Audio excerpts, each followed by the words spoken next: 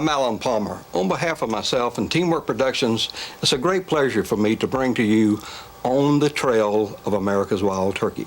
Now, this is a series that's going to show the full lifespan of the wild turkey from January through December, not just an April shoot or a hunt shoot. Although we will be doing hunting situations because that is part of the story of the wild turkey.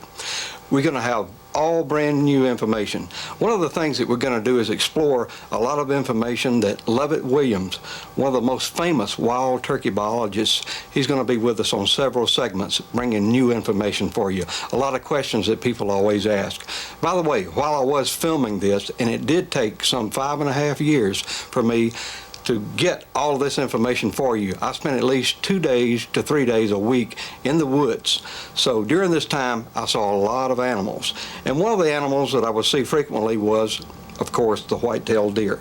Speaking of the white-tailed deer, we'll show just exactly why and how it's in competition with the wild turkey, with food, cover, and other situations. Now let's go on the trail of America's wild turkey, and I'm going to show you how to find the trail of a wild turkey. Yes, in fact, one of the first things you'll want to find out, make sure that wild turkeys are in the area that you are looking. I always like to talk with game wardens or at least farmers that are in close vicinity of what's going on. They'll be nice to you if you'll be nice to them. They got a lot of information. This is South Carolina in March. I like to do this in the early part of the season when you can see. By the way, here is one of the first signs. A stump that has been completely cleared around by the wild turkey. It looks, in fact, like they have found an old ant mound. They love to get into these mounds and get the ants out of it and the eggs too. This is a great time at the same time to go ahead and scout for your white-tailed deer hunts or photographic situations. This is a nice antler. 4-pointer, a good healthy antler, nice base, gives you an idea of what to expect next season. You can see how all this road is churned up, mounds of pine needles where they've just scratched every little bit searching for food. All right, here is a nice situation. They've scratched all the way to the ground, as you can see, searching for little bits of food. When you find one of these, you're going to be sure there's going to be more. As you can see, this whole road is all turned up and churned up. You see how in March you can see a long way. Leaves aren't in the way at this time. Here's a little bit of an acorn that they've been looking for. This is about 12 inches in diameter, and most always it's in a V shape. Leaves and debris are scratched to the back. Yes, there's plenty of sign here. Let's continue on now. Once we found this type of sign, there's sure to be others. Yes, here it is. I always get a chill when I find one of these. In fact, the tail feather of a wild turkey. I like to save these, and I'm trying to make an Indian headdress. We'll talk more about Indian lore later on in this series.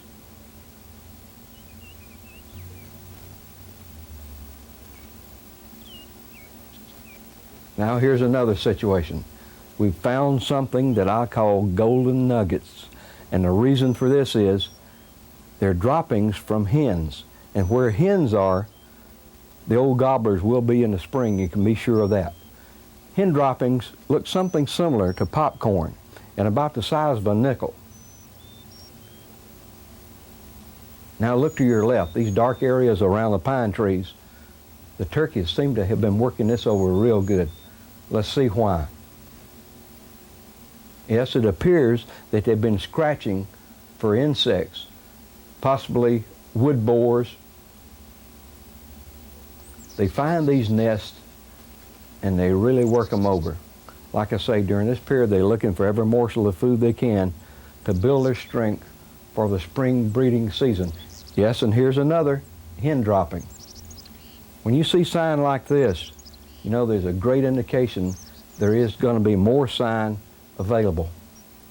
Try to find the edge of an old road where possibly moisture has been standing after a rain has come. That's a good place to possibly find a track. And here we have one. It looks like of the gobbler himself. Here's a toe here, a middle toe, and the other one. Now the middle toe looks like it always is usually just a little bit longer than the other two of each side. Now here's where rain has been standing. It's a good place to look possibly for not only turkey tracks, but even where deer have been walking and getting water in this area.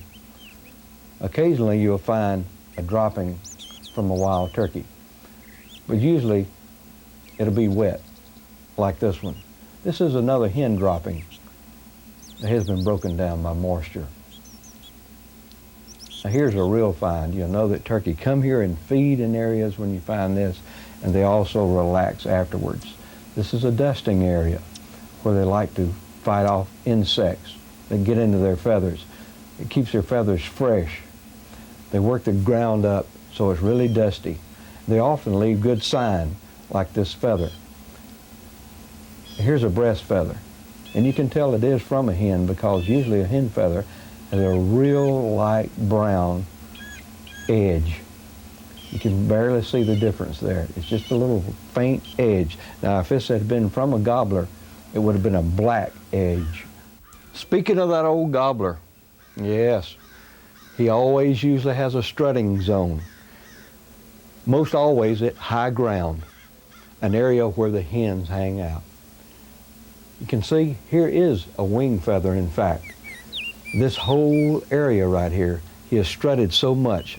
All of the pine needles and leaves have been raked away, and he usually drags his wing feathers and makes these marks in the sand or ground. They're usually easily seen. Once you find a strutting zone and all these droppings from hens, you know you found a real good area where the wild turkey are most all the time. Now another area I usually like to go to is get down on the creek bed. These are traveling zones for the wild turkey, passing from one area to another. You can most always find signs where they've been walking or drinking at the creeks. Here's a wild turkey track. You can study the sizes, the different types where there's a hen, like I mentioned before. The gobbler's toe is just a little bit longer on the middle. And you'll see again, yes, I've just stepped next to a deer track. These are beautiful, aren't they? I always love to see yellow jasmine in South Carolina.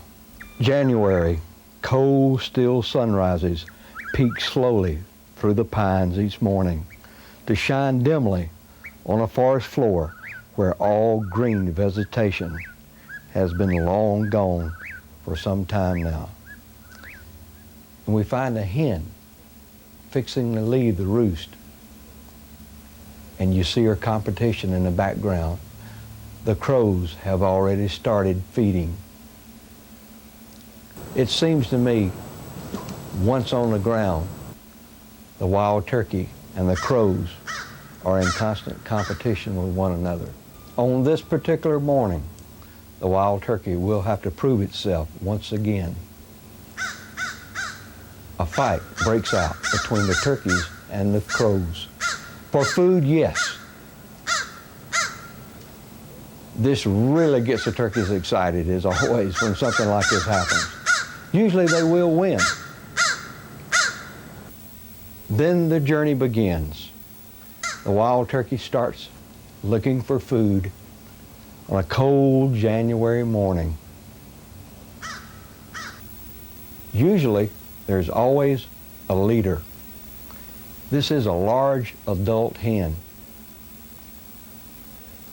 I think I just saw a bearded hen on the extreme left. Yes, it is.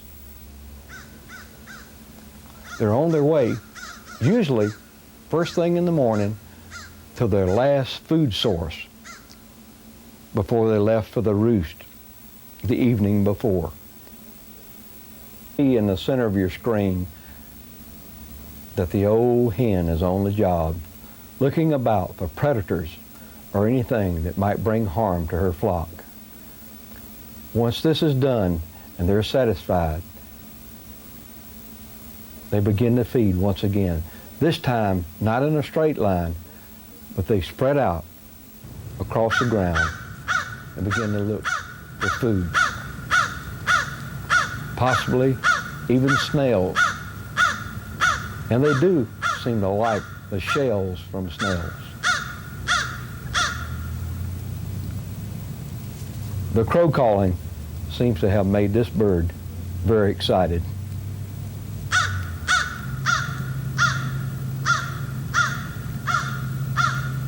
They move slowly and deliberately.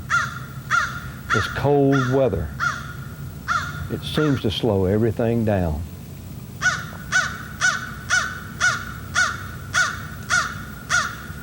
All this calling has made one of our birds aware.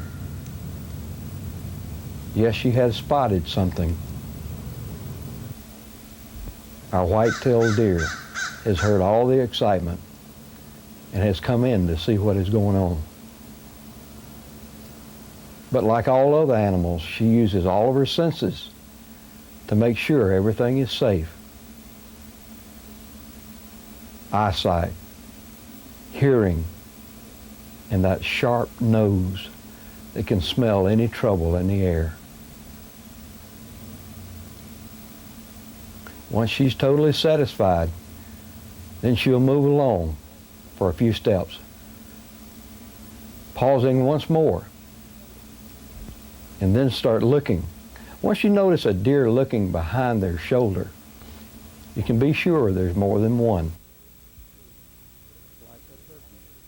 During this period, there's little to feed on for a white-tailed deer. Oftentimes you'll find them feeding on bark from trees. This is a small family group, a doe with her 2 yearlings. The bucks usually travel within their own group at this time. Here's our straggler, just like the turkeys. This is more competition for the turkeys.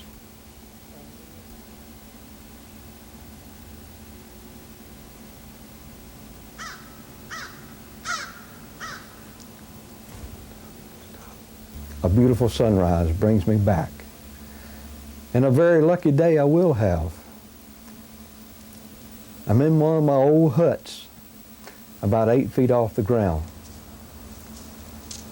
and around 7:30, the turkeys once again come through feeding.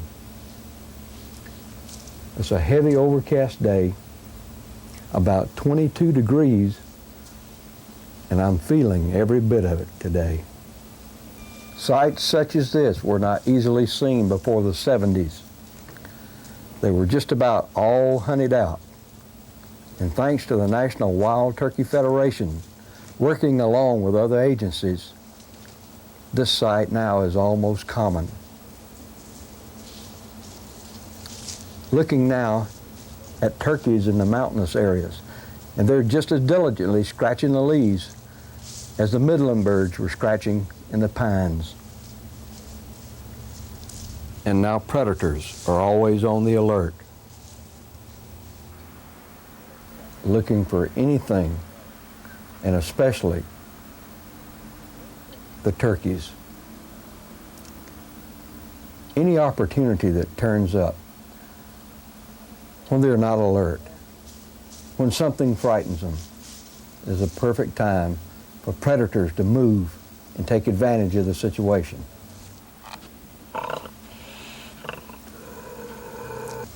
Here's a bearded hen. You can notice that the beard is just very, very thin and not as wide as a gobbler's. Now here again, no, this is not a bearded hen, but there's a little bit of red available on the head to let you know this is a young jake.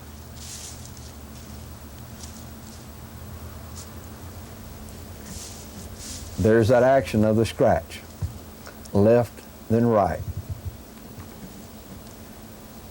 As the day continues, the turkeys continually hunt for the food that's available during this period. As you'll notice, small hedges are available in some areas, and birds will take advantage of this. You can see where the birds have been feeding on these little hedgelings, where they've nipped them off.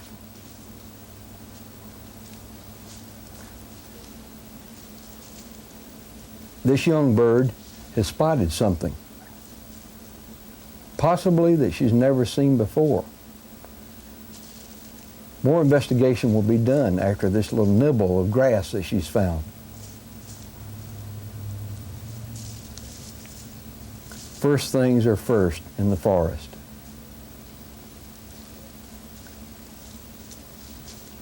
Death will be witnessed by this bird momentarily. This squirrel has fallen to its death.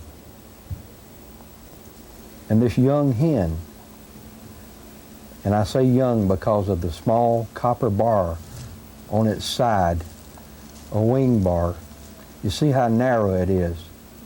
That tells the age of this particular bird. She's investigating to see if this means danger to the flock or not. Possibly it's the first time this has been encountered. She's not exactly sure what to do, so she does cluck. And the others are aware that something is wrong, but they can tell by the warning that it doesn't mean immediate danger. So they continue feeding. Another bird decides to investigate. This bird is older. You can tell by looking at its side. It has a wider band, that copper band. It's a little bit older bird than the other one. This one's satisfied that all is okay.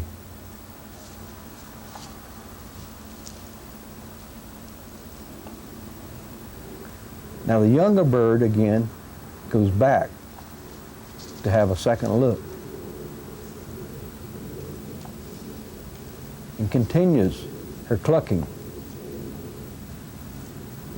showing that she is unsure of the situation. Now you can see this copper band shine. Notice it on upcoming birds. It helps to show the age of younger birds to full adult hens.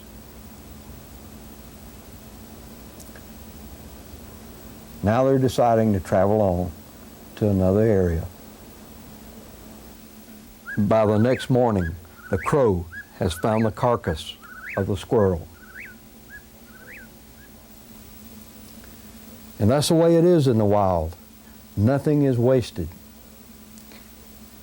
And this crow is doing all it can to make sure that the squirrel is not wasted.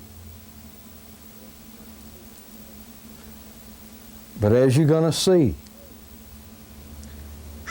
the mighty crow, yes, this bird has competition too. Notice the bird on the left and the bird on the right. What will happen here with this big vulture that has come in to claim their squirrel? The bird on the left is trying to get the attention of this buzzard so that the bird on the right can take advantage of it, as you'll see. The bird is now looking towards the left. Watch the bird on the right, trying to do what it can do to run this bird off, to save its prey. And now the bird on the left seems to have, I thought it was going to be brave, but it seems the bird on the right is going to have to do all the maneuvering. Once again, waiting for just the perfect opening to try once again to run this bird off. Yes, it's a daily struggle for life in the wild. The forest floor now is greener. This is the last week in January. This bird seems to have spotted something.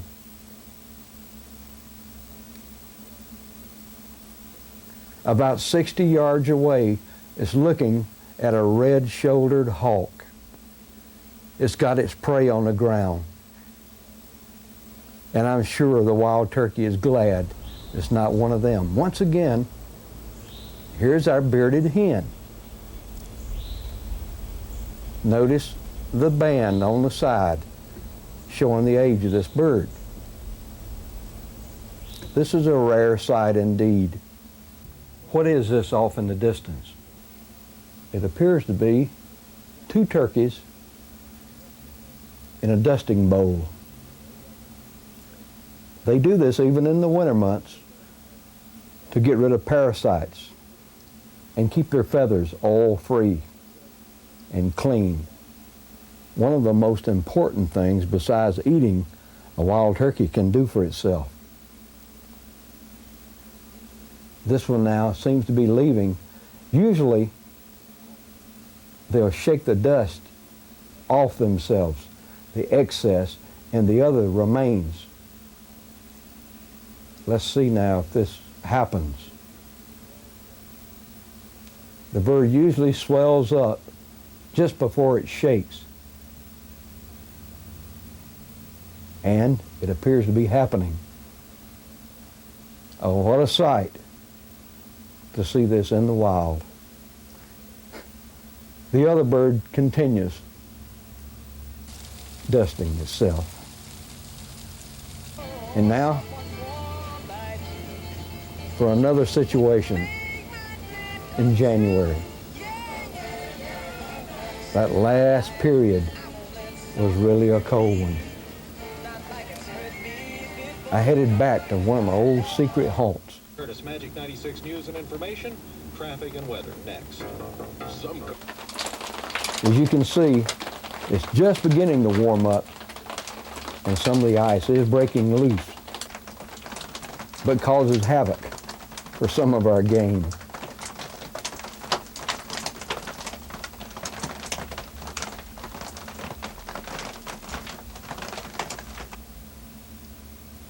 As I traveled back home,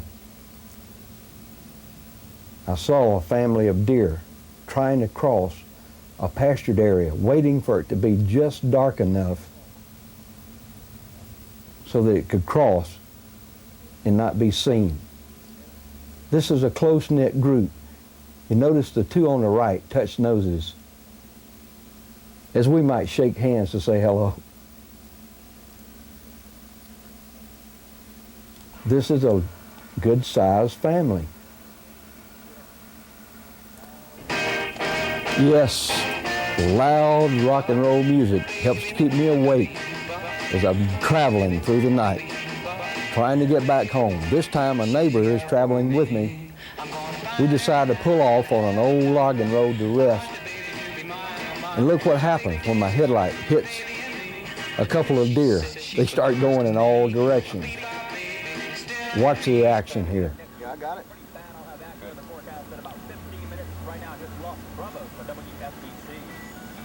Two of them. Get them. I got them. Unusual. The last day of the month finds me back in my blind watching January pass us by.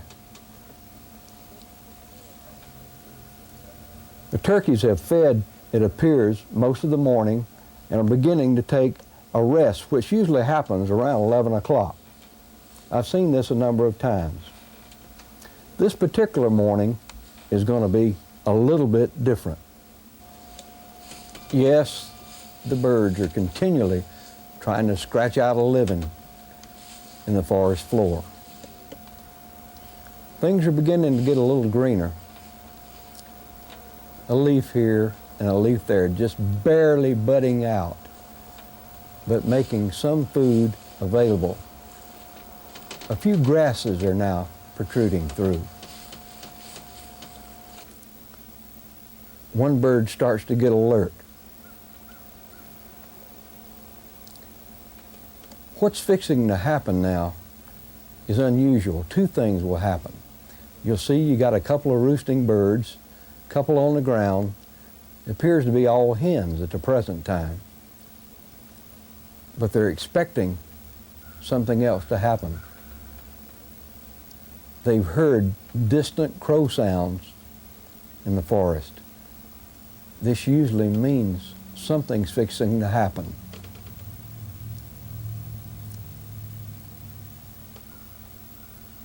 Our lead hen listens and starts stretching her neck.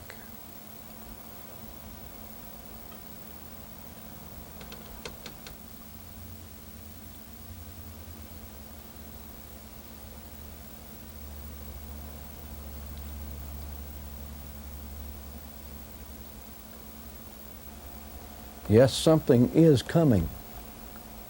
Movement now behind this cedar tree.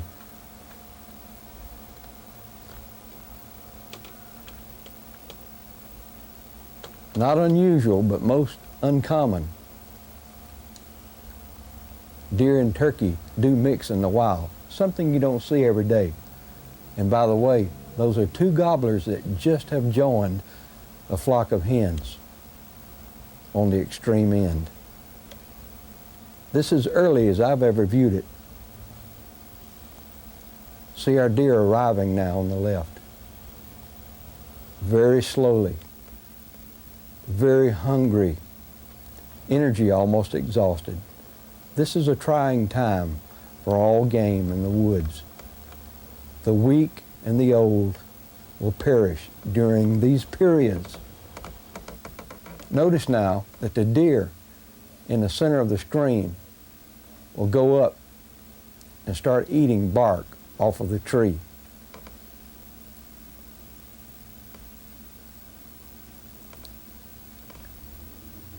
Anything that appears like food at all might save their life.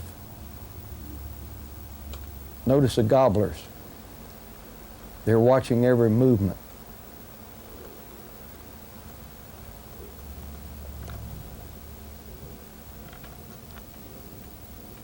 More deer pour in, hungry and searching for food.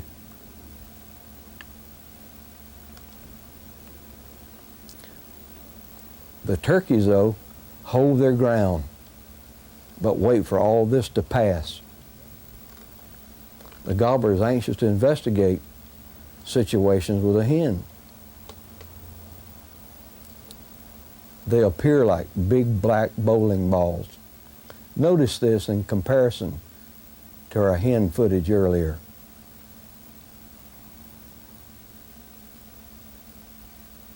There's a good shot of a gobbler.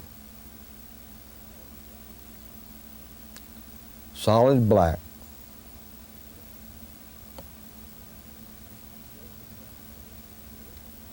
On closer examination and under different lights, they'll show different colors.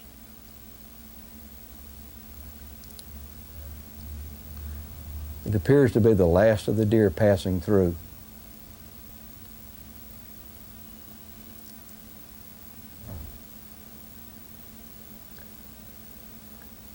Now some of the hens start to leave the area because this has made them very nervous.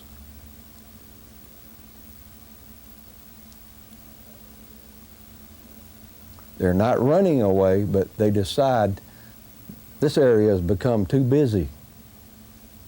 So they look for something quieter.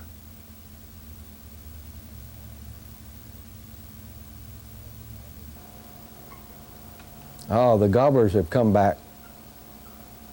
I'm trying to do my best to get shots of this because it's so unusual, for me anyway. The gobbler leaves out, trying to catch up to the hens.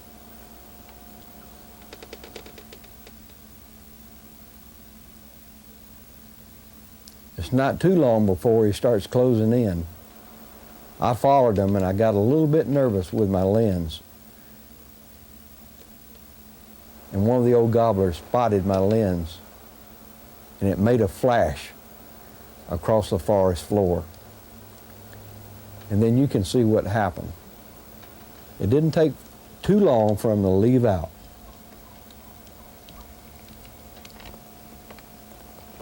At this time, it's a real pleasure for me to introduce a gentleman who has been on the trail of the wild turkey for some 32 years professionally.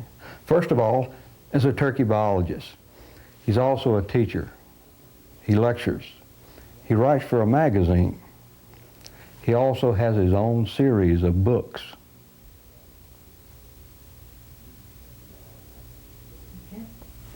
And one thing I think is very interesting, he has a series of audio tapes. So he talks to turtles. He listens to turtles. Oh, yeah. Yeah. Some of both. And it's also done in the wild, which is, I think, is real important. At this time, it is my pleasure to introduce Lovett Williams. Well, thank you for having me. I'm glad to be here with you. I know you're real busy right now. In fact, we're at, just away from the Clemson University. You're working on a project and so forth, and you have an awful busy schedule, but I do have some questions from hunters and naturalists alike, and I'm sure that you can help us with these if you wouldn't mind. I'd be glad to try. As far as the plumage is concerned, we were speaking earlier, and you had mentioned something I thought was very interesting, and I'm sure the people will find interesting. If you could explain a little bit. We had talked about the bearded hen, but you started discussing plumage and how if you added or took hormones away from the hen or the gobbler and how their plumage would change. Would you speak a little bit on Sure. that? The plumage coloration that we see in a gobbler is genetically controlled. It's not influenced by his hormones to any appreciable extent. That means that if you were to castrate the male, so he had no male hormones in his system at all, he'd still have the same plumage. Wouldn't change a thing. The hen plumage, on the other hand, is brown and gets its characteristics from the female hormones. So if you deprive the hen of her hormones by castration or whatever, she'll develop plumage next time she molts just exactly like the gobbler. So see, the gobbler plumage is kind of the non-hormonal standard example, and the hen is the one that has to have the hormones to produce her plumage like that. Now, the beard is not affected by hormones at all. You can just pump a hen full of male hormones and she won't grow a beard for that reason. It's genetically controlled. She may or may not have, depending on what her genes like. And the spurs, likewise, are controlled by genes. So the hormones don't have anything to do with those two things. And a few hens, very few hens will have leg spurs, and very few will have beards, and very, very, very few will have a gobbler-like plumage, only if they have some kind of damage done somehow to their ovaries so they don't produce the female hormones that produce female plumage. That's interesting. I notice you've got looks like a turkey collar there in your pocket. Yeah, I always take that around with me, and usually hang it around my neck.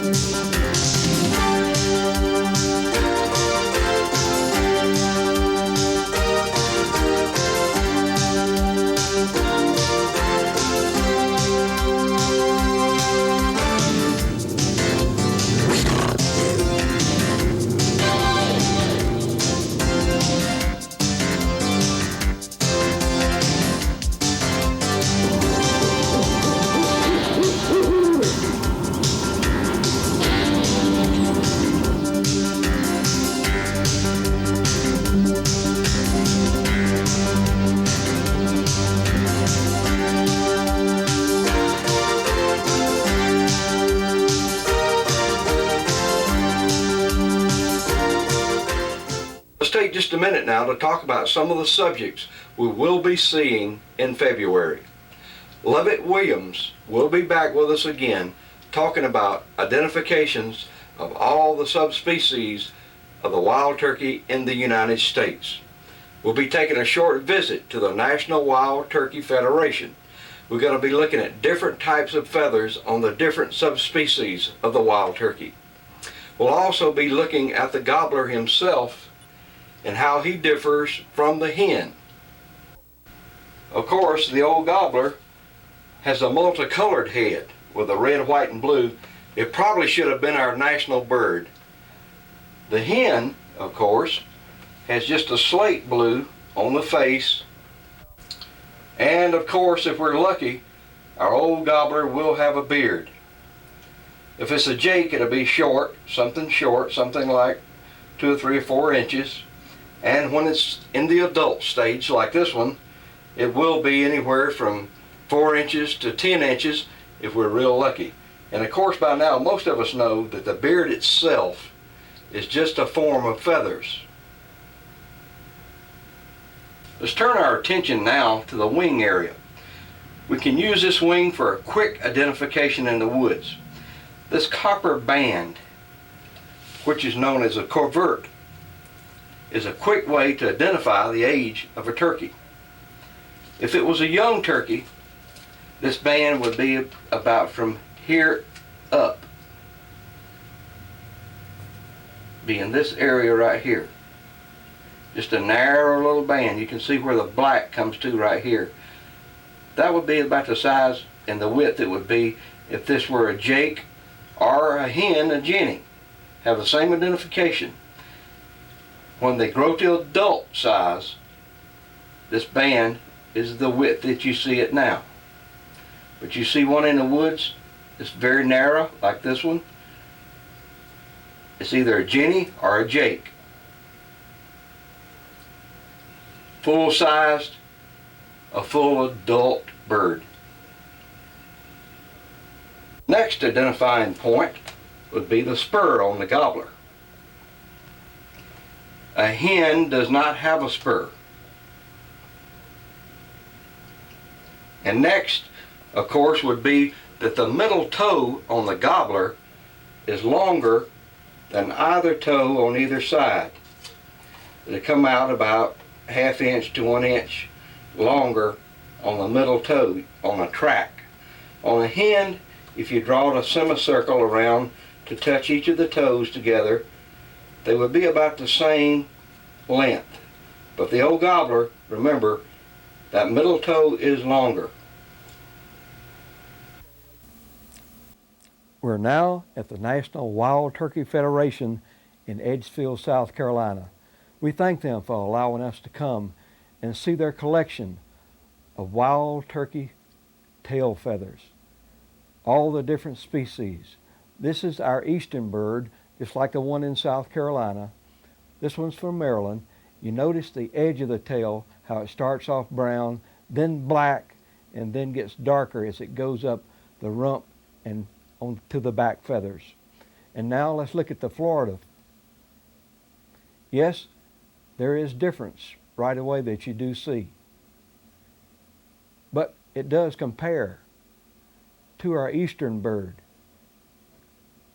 All right, now let's move on to the next one, and we'll have a look at the Rio Grande from Texas. It also is going to start off and be even more different as it goes up to the rump area. As you notice, the feathers are starting to get white until it gets to the back, and then they get darker again. And there's even more difference coming up next. Here it is, the Miriams.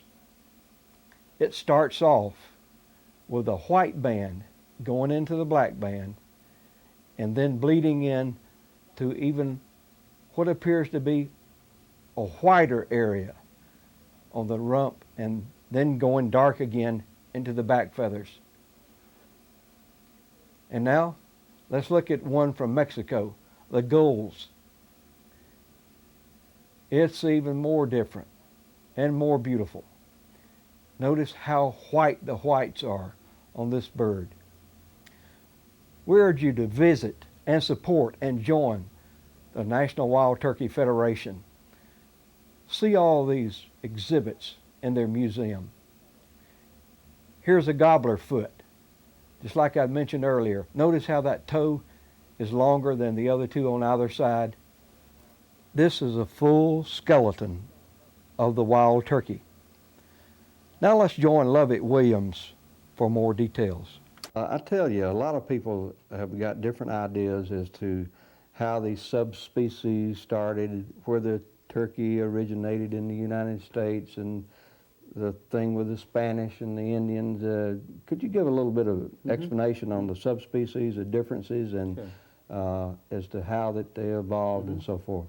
Well, the wild turkey, at the time that Europeans came to the Western Hemisphere, occurred only slightly into Canada, but all over the eastern United States, wherever there was woodland, and on out into the plains states along rivers where they had a few trees, so they had little fingers of existence out into the Great Plains. And all into the south where there were trees, all into Texas. And the subspecies that was in the eastern United States is sylvestris, the eastern wild turkey. The one that was in Florida is Osceola, the Florida wild turkey. And then in Texas and Oklahoma, you have the Rio Grande wild turkey. There was also a population of turkeys in southern Rocky Mountains, Colorado on down to Mexico and into Mexico, that we call the Merriam's wild turkey. And then in the mountains of Mexico and western Mexico, you had well, back, I think somewhat in central Mexico too, you have the Gould's turkey, the Mexicana. Way back there, they also had a subspecies around Mexico City that never had a common name because it was actually eradicated by the Indians before the Europeans ever came to this country. There's very good evidence for that, discovered by a scholar that studied there. So we actually had a case here of the Native Americans extirpating a species of wildlife before the white people ever even came here. The differences in these birds mainly have to do with features of the plumage coloration that museum taxonomists noted and tagged on them when they gave them their names. The eastern wild turkey is the bird with a strong black and white barring in the wing feathers, the primary wing feathers, and it has a brown tips on the tail feather. The Florida wild turkey has barring in the wings, but the white barring is much reduced and broken, so the black barring is more prominent. So a turkey wing of the Florida turkey would have mostly a black kind of looking wing with a little bit of white speckles in it. His tail edge is brown too. It's even browner on the outer edge than the sylvestris. You get to Texas and Oklahoma for the Rio Grande turkey. There, they also have pretty pronounced barring in the wing feathers, but the difference between the Rio Grande turkey and these two that I just mentioned that occur in the eastern United States is that the Rio Grande turkey has a lighter colored edge of its tail feathers, main tail feathers, and the rump patch too is kind of yellowish, buffy color, rather than a darker color brown. Then the bird that we call the Merriam's turkey, which is a southern Rocky Mountain bird originally, now been stocked, all through the Rocky Mountains, but originally it's southern Colorado and south. That bird has a virtually white, almost white edge of its tail feathers, and the rump patch is almost white. Then you go to the Gould's turkey, the one in Mexico, and it is white. It's just snow white, a snow white rump, snow white edge to its outer tail feathers, and the outer bar on that tail feathers, that little rim around the outer, is even thicker. So you could take the tail feathers of these 5 subspecies and place them in and take a picture of them, and every one would look a little bit different than the other. The darkest in Florida, and lightest in the Gould's turkey. February in South Carolina, where temperatures can range from the low teens to the upper 60s. This is just one of the stresses that continue to press against a wild turkey and the white-tailed deer in our state. Some of the trees. We're headed now to a remote area in northwestern South Carolina, the mountains of Oconee County. I know that there's an orchard that has recently been trimmed, and I'm hoping to find signs of deer and turkey. I was lucky enough this late afternoon, just before roosting time, to spot an old gobbler walking across this dead pastured grass. Even though there seems to be nothing to eat, the gobbler is always able to find something to nibble on. It appears something has startled the gobbler, and he's headed to his roost a little early this particular afternoon. I spotted an old buck laying up on the hillside. Some of the deer have started to come down into the valley to look for food. And finally, the old buck joined them. It seems like he's trying to decide just exactly what he wants to start feeding on at first. There's still maybe an opportunity or two left in this old pasture.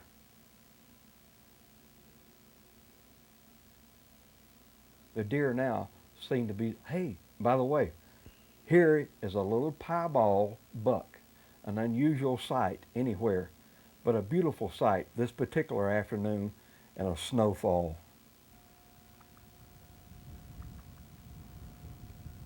The buck has started feeding now on these trimmings from the apple orchard.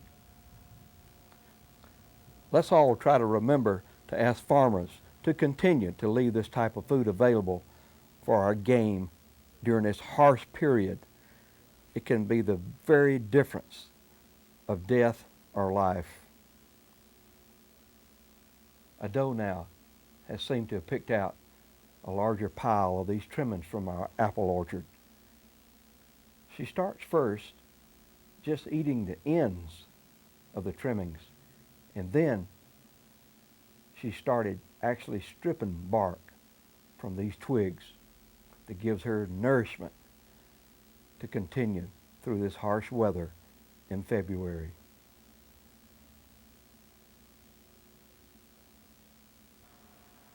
It doesn't take too long for the other deer to catch on.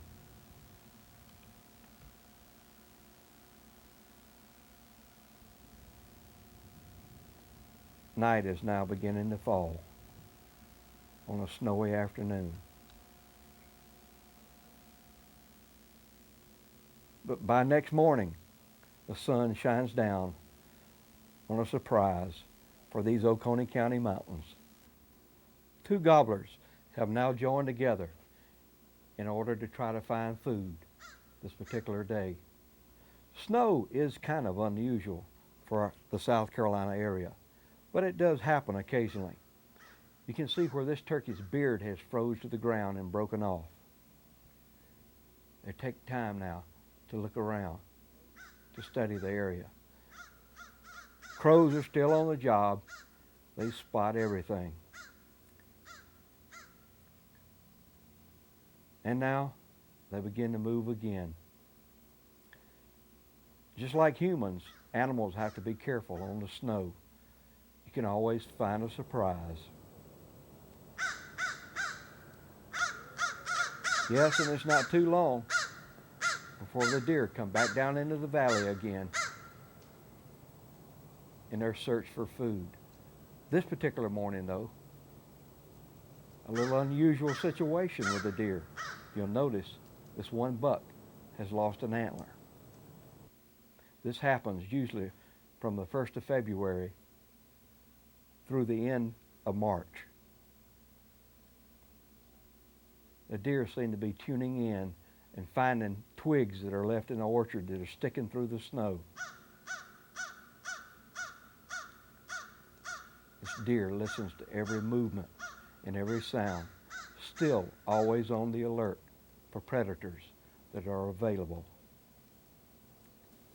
About a week or so later, back in the bottomlands, I found that the turkeys had moved. They'd gone down by the creek. Anytime you seem to lose your turkeys, always go to water and you'll find their tracks, if they are in the area at all. Test is always a good map to look for any kind of game. This is also a good spot to find tracks of predators, like this one. One of the main predators for the wild turkey is the raccoon. Yes, this is the dropping from a gobbler. I found this just before noon. Gobblers are always in the shape of a J. Their droppings are always usually in the shape of a J. Wait a minute. Yes, this is a hen coming in to get a drink of water. These harsh days of February are hard on our wild turkeys, but nature has insulated them well. They always usually have between 3,000 and 5,000 feathers to protect them. Some of the largest flocks are available during this period. As many as 100 are scratching and looking for food, like berries, pine nuts, bugs from old rotted trees.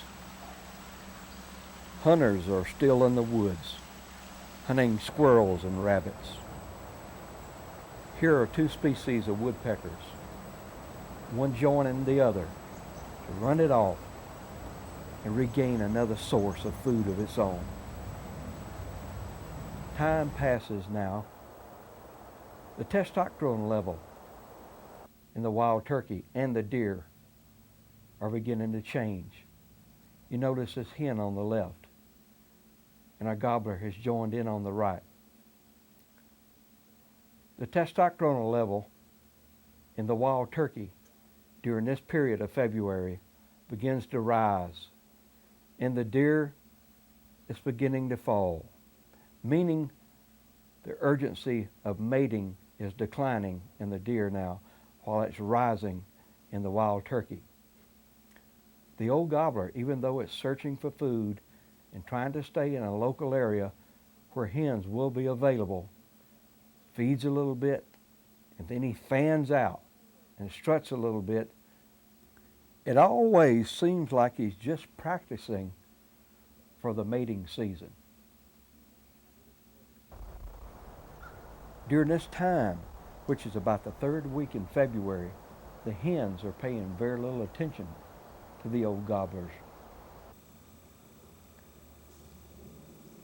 The main concern of the adult wild turkeys at this time is to stay away from predators and to continue to put on weight, adding all the body fat that they can so that they'll be prepared for the upcoming mating season. The younger birds, the Jake and the Jenny, being the hen, main job now is to build the skeleton, their body structure, to make it stronger, taking in all the carbohydrates that they can find. You can see this urgency starting to happen during their feeding periods. You'll begin to notice one turkey running at another turkey. They have to stay, it seems to me, a certain distance apart, or one rushes the other in that urgency for food. They seem to even be scratching harder now in the pine needles and the leaves, trying to find the new growth of grass that's rising at this period. The sap is even rising now in the trees, and new budding is showing through. Some leaves are starting to unfold. It's now the last week in February.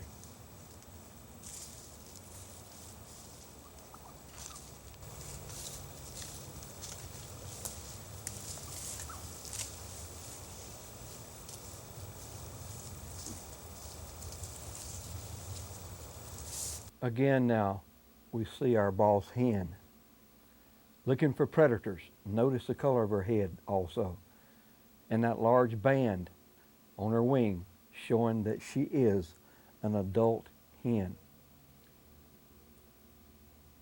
Yes, continually looking for food in that quest to be in top shape by mating season, which is just a short time away. It's about 11 o'clock in the afternoon now. Some of the birds are gathering on limbs to take a short roosting period, to preen their feathers, and to just rest. 3 or 4 in a bunch will usually get together. Notice this one hen that's on the roost over here. See her make that dropping? That usually happens when they do that. Sometimes, though, it happens as they stand and get ready to leave the roost. These periods are short-lived, usually anywhere from 15 minutes to an hour. And they're back on the job again, looking for food, watching for predators, and putting up with crows. Sometimes in a fight, and other times they just completely ignore the crow altogether. Back to the mountains now, we find the old gobbler readying himself this late afternoon to go to the roost. Gobblers start to gobble during this period and sometimes use it against the deer to run them off.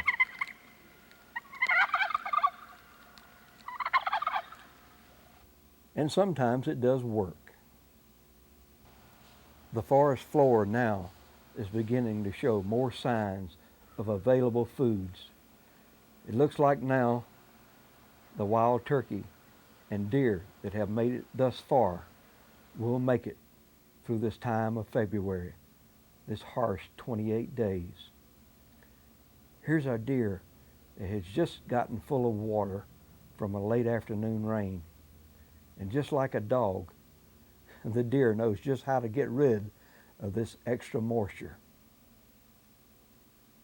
It is a beautiful sight to behold in the wild. Soon, this buck will probably lose his last antler. And now this young deer is aware something is watching. But oftentimes the call of nature is stronger. And now it rejoins the group. Here's a big buck that hadn't dropped either antler yet, and a fine specimen it is. Other deer are back on the ridge finding the last bit of rotted acorns. Just a couple of days now left in this harsh period, these final days of February. I've started to notice now that hens are traveling in smaller groups. Notice the tail feathers on this particular hen, how even the tail feathers are. And now, notice the tail feathers on the next turkey. You see how uneven they are. You notice that one is growing out shorter than the rest. This is part of the molting season, which is still on. It will end just before time for nesting and will begin again after the poults are grown. Now here's a young gobbler feeding, as he's easy to recognize because you can notice the pink and the reddish area covering this head. Also, that little bitty beard sticking out just below the neck. On this heavy, overcast afternoon, some of the turkeys still feeding, and we'll notice that one is still pruning in the upper end. Just like nothing is going to happen, but one is still aware that something is wrong. Let's watch and listen in as these turkeys discover something unusual in the forest.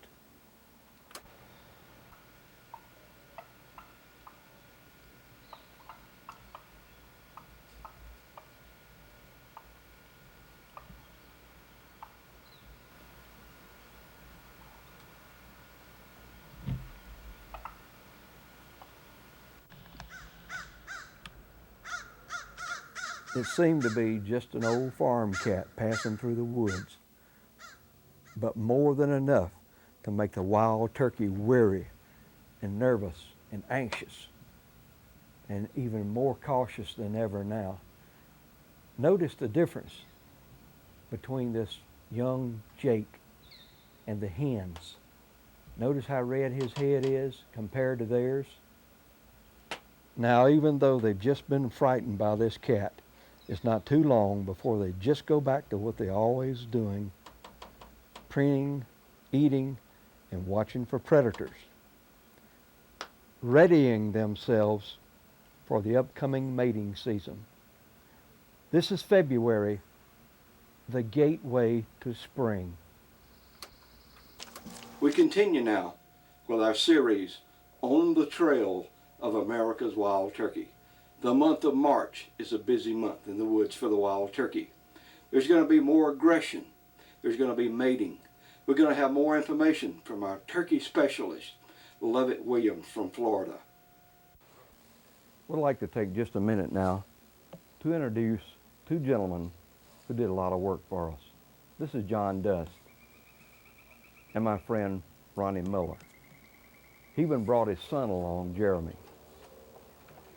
Just wanted to show you how we build some of our filming huts.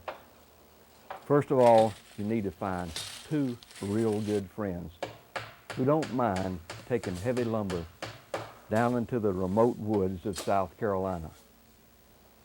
They were very patient, I must say, in trying to make all my specifications just exactly what I needed. Thanks again, Ronnie and John. March in South Carolina.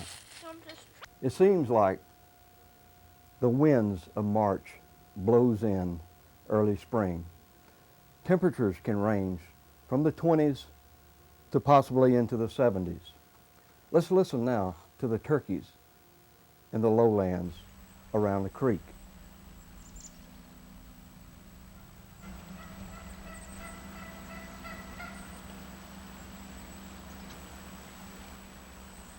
I was always aware that the turkeys were continuing to travel upward to the high areas to do their mating and look for new nests. The turkeys seem to always travel, like I mentioned earlier, close to the creeks. They use them as just travel ways in wandering through the woods, always aware of predators or anything unusual.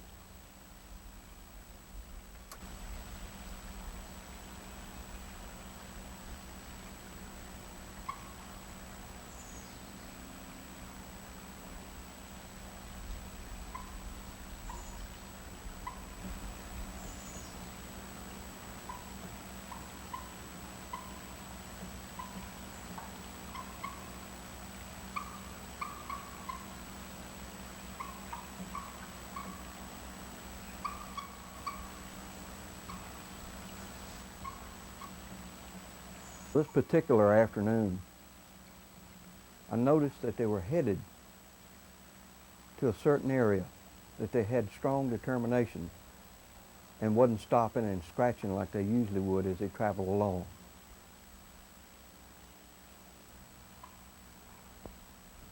Even when they would come to a creek, they wouldn't let this stop them. They would just go ahead and walk over the rocks to cross over the water into this new area that I hadn't noticed them working in before.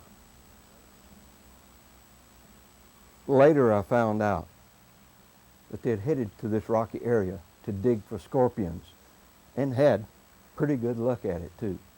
This was something that I thought was unusual, turkeys and scorpions, but they seemed to find their way. Late that afternoon, they decided to rest. And I've determined this to be some of the most unusual footage that I was able to obtain. The turkeys, like I say, were resting from being busy and digging these scorpions. I noticed that they were a little hyper and nervous. And it wasn't long before I spotted one hen going up to another hen. And you can see it peck it on the head, causing it to leave its resting spot. I didn't think this was very unusual because I had seen things like this before. But I didn't realize at the time what was starting to happen. This one turkey, seeming to be more dominant, was wanting to just prove a point that she could take the resting spot of the other hen, which she did, but not for long. A few minutes later, as I was filming, I noticed that the other turkeys were a little unruly, but had regathered to rest again and just enjoy the afternoon shade. But while I was filming this, out of the corner of my eye, I noticed these two hens had started at it again. And what happened? They had started a hen fight, trying to decide who was going to be dominant, to see who would be first to mate with the old gobbler. I had read about this and seen some photographs, but had never seen a film as far as I know. So you can see how I was excited in filming this episode. You can see finally that one would get the other by the nape of the neck and hang on. In just a few moments, the one that was winning would see the other try to put its head under its wing, showing that it was giving up. But it seemed that this one dominant hen wasn't going to let it in and would keep fighting for several minutes. And their fighting frenzy would cause others to join in at different times. Let's just sit back now and watch this unusual footage of a dominant fight between hens.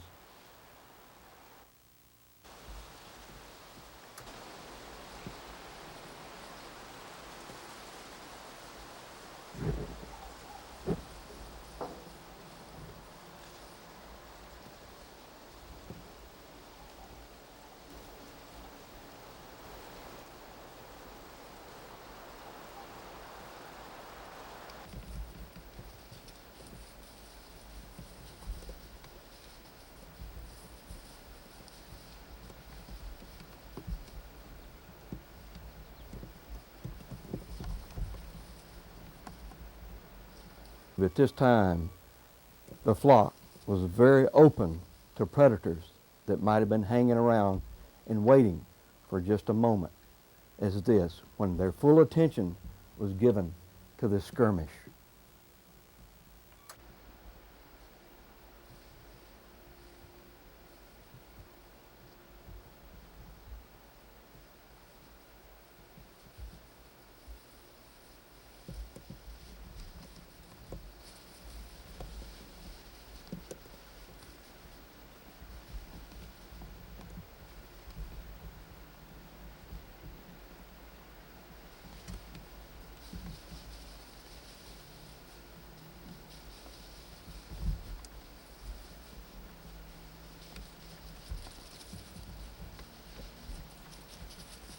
Finally, it seemed that the whole flock tired of this and was finally satisfied who was going to be the boss hen during this season.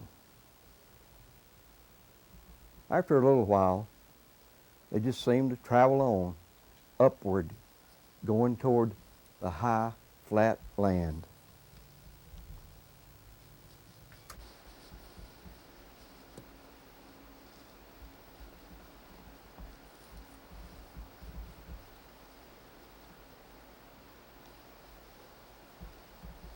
As the days grew longer, it seemed like it brought on the mating season. This one afternoon, for the first time, I saw the gobbler join the flock. The turkeys seemed to be a little nervous at first, and then just settled down and didn't pay too much attention to the old gobbler during the first few days. He would kind of strut a little bit.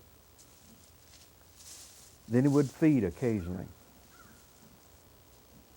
But it seemed that he was always aware that there could be predators around. And like bucks or white-tailed deer, he was always aware and listening.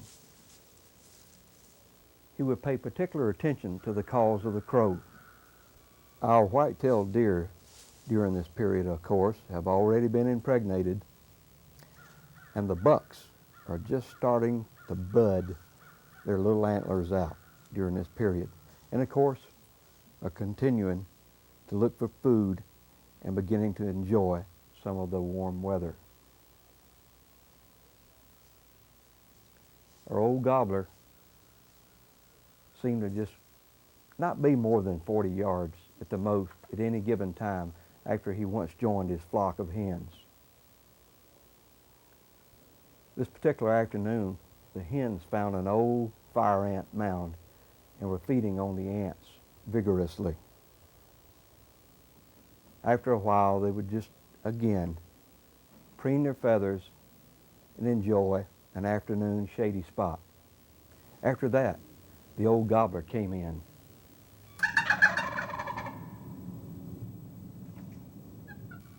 It's just like he wanted to announce that, look, I'm in town and ready for business. And it did make him notice. As the late afternoon shadows stretched forth, the flock started heading for roosting areas. And it was a beautiful sight just to watch the old gobbler kind of wander out. I wondered what he was thinking at this particular time. I thought he must think he had a lot of work yet to do. Early the next morning, and I know it was too early to start filming, but I noticed right away that the gobbler had started strutting, trying to get the interest of any hen that might notice how majesty he must appear and look, these wondrous colors that nature has given him to draw in the attention of these hens. It was a beautiful sight to behold. As light started breaking, it seemed like the gobbler started strutting even more, using the light that was available to make his colors just brilliant. As the sun began to rise, I noticed that the birds became more active. He was doing his very best to be noticed. And you notice that one just scratched up the dirt in his face, but he didn't give up. It seemed to use a lot of energy, just walking and continually strutting. You notice now the birds become more vocal.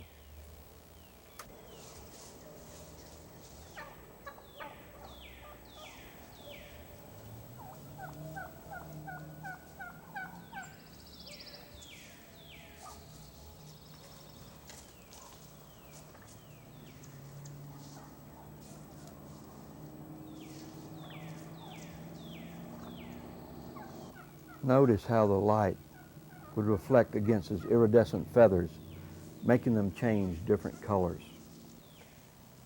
He would use that tail just like a radar, turning in any direction, trying to draw the attention of any hen that may notice. He would continually walk and follow them as they fed, and he was always in a strutting position. Like I said before, this had to use up a lot of energy.